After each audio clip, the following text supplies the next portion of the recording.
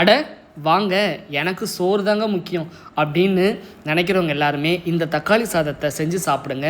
பிரியாணியும் தோற்றுரும், அந்த அளவுக்கு டேஸ்ட்டாக இருக்கும் அப்படின்னு சொல்ல மாட்டேன், பிரியாணிக்கு ஈக்குவலாக இருக்கும். அப்படி ஒரு டேஸ்ட்டு. ரொம்ப ஈஸி தான், சிம்பிள் மெத்தட் தான், ஆல்ரெடி எல்லாருக்கும் தெரிஞ்சிருக்கும். இருந்தாலும் நான் அதை போஸ்ட் பண்ணுறேன். எப்படின்னு பார்த்துக்கலாம். குக்கரில் தேவையான அளவு எண்ணெய் ஊற்றிட்டு கொஞ்சமாக சோம்பு, அதுக்கப்புறம் பட்டை, லவங்கம், கிராம்பு, ஏலக்காய் அதை வாசனைக்காக போட்டுக்கலாம். அதுக்கப்புறம் 2 பெரிய வெங்காயத்தை நீள நீளமாக கட் பண்ணி அதையும் நல்லா உப்பு போட்டு நல்லா வதக்கிக்கிறேன். காரத்துக்கு 4 பச்சை மிளகா. அதுக்கப்புறம் இது தக்காளி சோறு அப்படின்றதுனால தக்காளி கொஞ்சம் அதிகமாக எடுக்கிறேன். ஒரு 4 தக்காளி, பெரிய தக்காளி நீள நீளமாக கட் பண்ணி அதை உள்ளே போட்டு சீக்கிரமாக வேகணும் அப்படின்றதுக்காக லைட்டாக உப்பை போட்டு ஒரு 2 நிமிஷம் மூடி வச்சிடலாம்.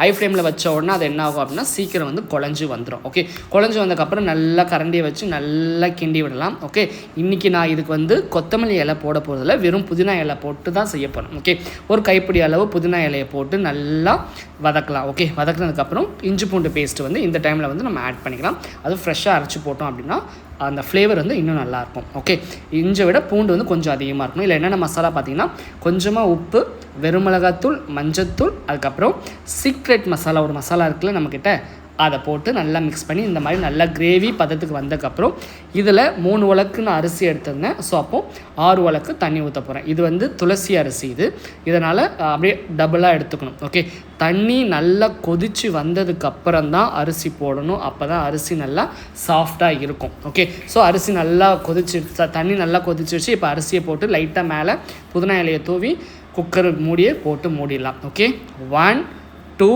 3 மொத்தம் 3 விசில் போட்டு இறக்கணும். அப்படின்னா சுட அதை கலரும் போதே உண்மையாக பிரியாணி தான் வீட்டில் செஞ்சிட்டோம் அப்படின்ற மாதிரி ஒரு தாட் வந்துடும். அந்தளவுக்கு சூப்பராக இருக்கும். அவ்வளோதான், சுட சாதத்தை பிளேட்டில் மாற்றிட்டு சைட் டிஷ் வீட்டில் என்ன இருக்கோ, தயிர் பச்சடியோ இல்லை ஃபிஷ் ஃப்ரையோ இல்லை சிக்கனோ ஆம்லேட்டோ, ஏன் அப்பளம் இருந்தால் கூட ஓகே, எதுவுமே இல்லைனாலும் பரவாயில்ல, இந்த தக்காளி சோறு அப்படியே சாப்பிட்றதுக்கு அம்பட்டு ருசியாக இருக்கும்.